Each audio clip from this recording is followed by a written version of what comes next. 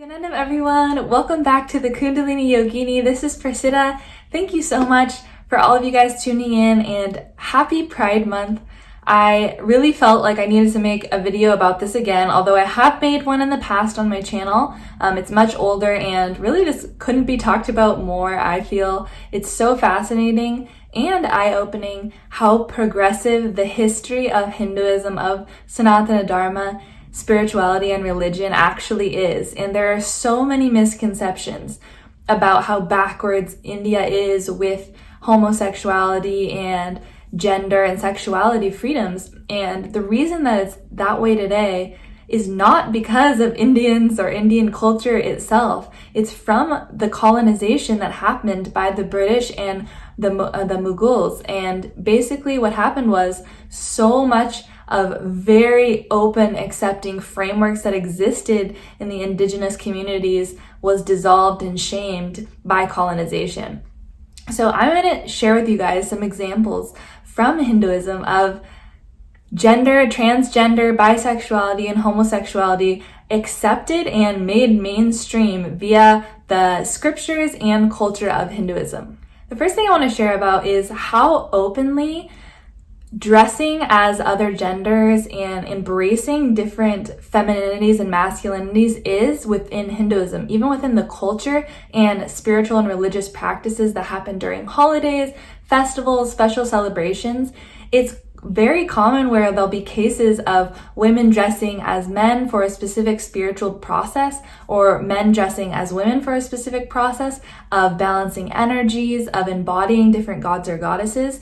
There's no shame, weirdness, or stigma in cross-dressing. Now, if you also take a look at the deities, the gods and goddesses of Hinduism, even when they are actually shown, these really ancient carvings that are thousands of years old, literally over 7,000 years old in some of the temples in India, are shown engaging in same-sex relationships, very open with sexuality, not just in this, dogmatic way that we think. And also the gods and goddesses, even the embodiments of them are described quite often having to do with embracing unique, non-conforming genders, such as Ardhanarishwara, the embodiment that Shiva takes, where he is half woman, half man. And there's also many different gods and goddesses that are considered to be in same-sex relationships with one another, including even Shiva and Vishnu at one point when Vishnu takes the form of Mohini. There are also even gods and goddesses born out of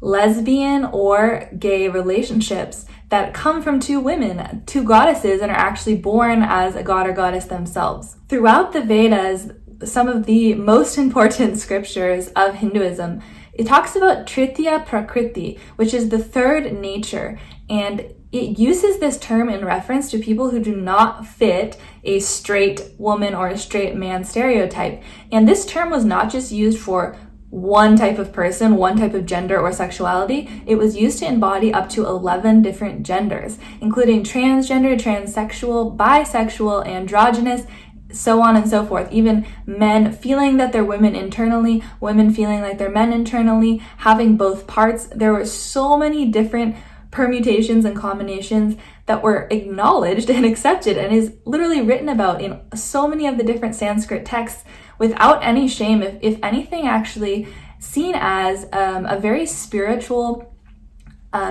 balanced, energetic choice of that soul. And I'll explain that in a second. Gender was considered in Hinduism and Sanatana Dharma as something which our being actually chooses before birth. So it's not something we decide on. It's already made, even as we're a baby. And even transgender people were widely revered in India, and in some places still are, that were considered to be a unique embodiment of spiritual energy, of godliness, and have certain rights and privileges that they can do in sacred rituals of Hinduism. Last but not least, I'll share with you a very tangible example from one of the most well-known, very, very widely accepted scriptures of Hinduism, which is the Mahabharata. This is the story which the Bhagavad Gita is extracted from, which follows the journey of Arjuna and Krishna in this great war, the Mahabharata, which happened thousands of years ago. Interestingly, multiple characters in Mahabharata are in the LGBTQ plus spectrum, including Arjuna himself. He actually cross-dresses in the Mahabharata, as well as being bisexual. He acknowledges and is written about that he was sexually attracted to Krishna. So it was a very, nonchalant thing that he was actually embracing bisexuality. Additionally, one of the characters, Shikandi, is transgender and is talked about in the Mahabharata as being transgender. These are just some few examples, guys, but there is so much amazing support, acknowledgement, and acceptance of LGBTQ plus and beyond spectrum within Hindu tradition.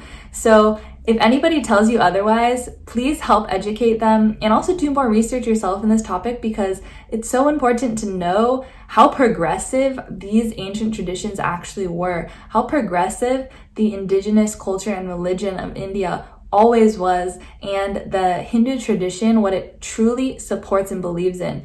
If there's some modernization or misinterpretation that's happening now, we need to be the ones to correct it, because Hinduism is an extremely accepting, loving, open religion and spiritual path, and everybody needs to know it, because there is so much love and acceptance waiting to be given to the whole community at large, and empowerment we can give to one another and all of the people that have felt oppressed for so long in the LGBTQ plus communities worldwide. So just wanted to share this with you guys today. I hope it was interesting for you.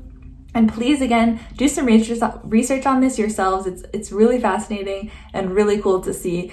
I love you guys, and I will see you on the next video. Nityanandam, everyone.